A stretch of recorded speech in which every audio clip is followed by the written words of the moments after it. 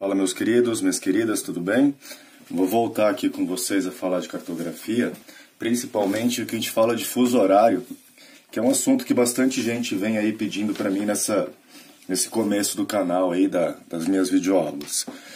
Primeira coisa que a gente tem que lembrar é que só existe fuso horário porque a gente tem um movimento de rotação da Terra, perfeito? E lembrar que esse movimento de rotação, ele ocorre exatamente do oeste para o leste, perfeito? Isso é o nosso ponto primeiro aqui. Segundo ponto para a gente entender fuso horário é lembrar que os fusos horários estão ligados àquela medida imaginária que a gente conhece como longitude. Tudo bem? Professor, a latitude não interfere em questão de horário? Sim, a latitude vai interferir na duração desigual dos dias e das noites, perfeito? Fora isso, não interfere na mudança de horários. Vamos trabalhar primeiro aqui com a questão dos fusos horários geográficos, depois a gente aborda os fusos horários legais. Primeiramente aqui, ó, a gente pensa em fuso horário como a necessidade de padronização. E essa padronização vai surgir somente no final do século XIX. Olha, então até o século XIX, até o final do século XIX, as pessoas eram mais felizes, não tinham que se preocupar com a noção de fuso horários. Tranquilo? Não. A questão é que há uma dependência e uma necessidade econômica de criar um padrão. Perfeito? Como é que seria feito então esse padrão aqui para vocês? Vamos lembrar aqui de pontos básicos. Primeiro que a gente vai pegar aqui e fazer uma circunferência. Vou pegar o compasso aqui da minha filha. Não sei se dá para vocês verem, eu tracei bem fraquinho. Essa circunferência, ela tem, como as aulas de matemática não deixam mentir, um total de 360 graus. Tudo bem? Então lembra que toda circunferência tem 360 graus. E a Terra demora aí 24 horas para percorrer toda essa volta. A gente vai lembrar um pouquinho de física. Ou seja, eu tenho uma distância, que eu vou chamar, me meter numa área que é minha, um ΔS, que é o espaço a ser percorrido, e nós temos também um ΔT, que é o tempo a ser percorrido, perfeito? Ou seja, esse tempo equivale a 24 horas. E a gente consegue chegar a uma velocidade média, ou seja, o ΔS sobre o ΔT, que vai ser igual aqui a 15 graus para cada hora. E esses 15 graus para cada hora é o que a gente chama de fuso. Então isso aqui é um fuso. Perfeito? Se eu quero padronizar, eu tenho que criar também uma referência. Ou seja, o meu fuso horário número 0. Eu vou fazer a parte prática para vocês aqui para ser mais objetivo.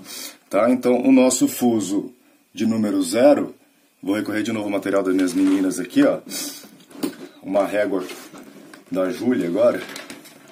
Então, lembrando que quando a gente fala de fuso horário, nós vamos ter aqui que dividir a Terra em 2 hemisférios. E eu vou mudar o nosso referencial de novo. Então esse ponto central aqui, ó, que eu estou marcando em roxo, eu vou determinar ele como nosso polo sul. Tudo bem? Então aqui o polo sul. Estamos vendo a Terra por outro referencial. E aí nós temos 2 meridianos importantes, já falamos dele. O meridiano 0, que é no caso o que recebe o nome de meridiano de Greenwich.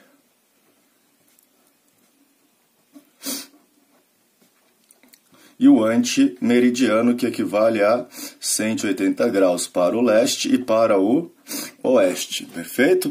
Aqui vai ficar melhor para vocês. Eu vou corrigir o zoom da câmera aqui, ó. Rapidinho. Opa, foi demais. Foi de menos. Isso, agora sim dá para vocês verem tudo. Ou seja, tenho meio círculo aqui, 180 graus, e meio círculo aqui, completando um total de 180 graus para o oeste e para o leste. Tranquilo? E aqui nós vamos seguindo, falando que se eu tenho 180 graus desse lado, ó, vamos pegar aqui uma conta simples. 180 graus para cada fuso, ou seja, tenho quanto é cada fuso? 15 graus. Então, 15 graus para cada hora aqui. Desse lado eu tenho 12 horas. E desse lado a mesma conta, 180 por 15 graus por hora, também chego a 12 horas. Ou seja, nessa porção aqui eu tenho 12 fusos. E nessa parte também tenho 12 fusos. Tranquilo? E o nosso fuso referência é exatamente Greenwich, que a gente vai chamar de GMT. Vamos para a parte teórica aqui rapidinho. A única coisa que eu vou falar, Greenwich não é o fuso zero, é a linha média de cada fuso. Então, entre essa primeira linha e o próximo fuso, para o oeste, vou colocar aqui em verde, ó, nós vamos ter exatamente 15 graus, tá? Aqui não vai ficar com 15, que eu não estou usando nenhuma medida de graus, mas esse intervalo todo é o que a gente fala de um fuso horário. Entre essa linha média de Greenwich e a próxima linha média, nós vamos ter mais 15 graus. Perfeito? Vou colocar de novo aqui em roxo para manter a linha, ó. Isso a parte teórica. Ok? Então, teoricamente, nós temos esse espaço aqui em roxo, também equivalendo a 15 graus. Dificilmente o vestibular vai trazer isso para vocês, tudo bem? O que eu quero que vocês entendam para resolver exercício de fuso horário? Já sabemos que a Terra gira de oeste para o leste. Então, nosso primeiro passo para calcular fuso horário, cálculo de fusos. O que a gente vai ter aqui, ó? Pense sempre em deslocamento, ou seja, para onde você está indo e da onde você está vindo. Lembra de orientação. Então, se meu deslocamento for do oeste para o leste, vocês sempre somam uma hora. Tranquilo, somam as horas. Se for de leste para o oeste, ou seja, contrário ao movimento de rotação da Terra, subtrai-se a quantidade de fusos. Outra coisa aqui, ó, que vocês têm que entender, é o que eu falo sempre em sala de aula, que é a tabuada do 15.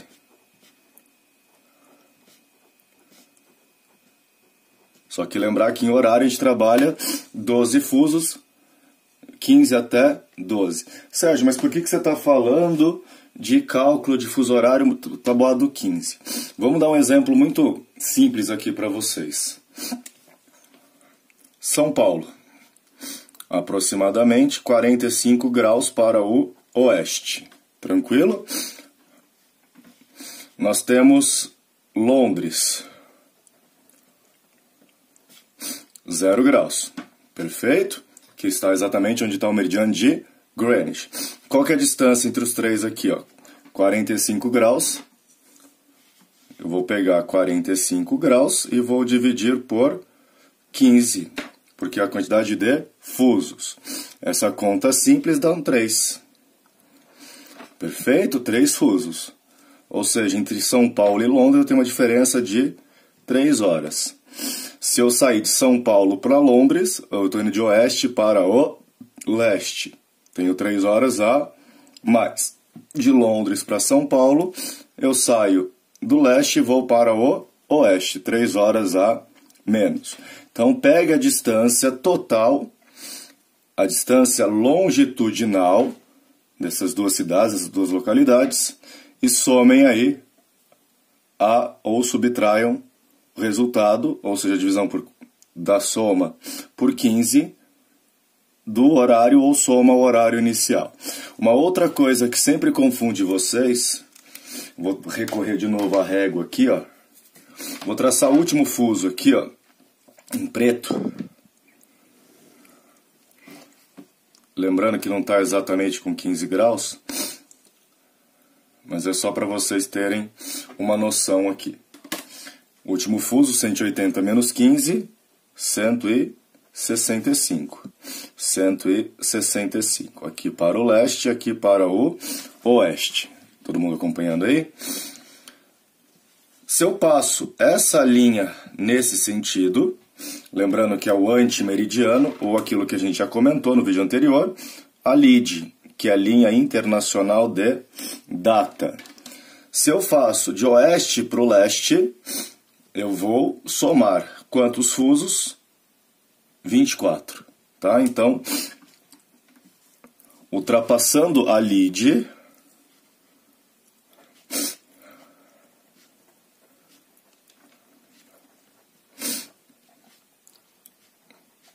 de oeste para o leste, tranquilo, tá dando pra ver aí, ó. O que eu vou fazer? De oeste para leste, eu somo. Então aqui, ó, mudo o dia,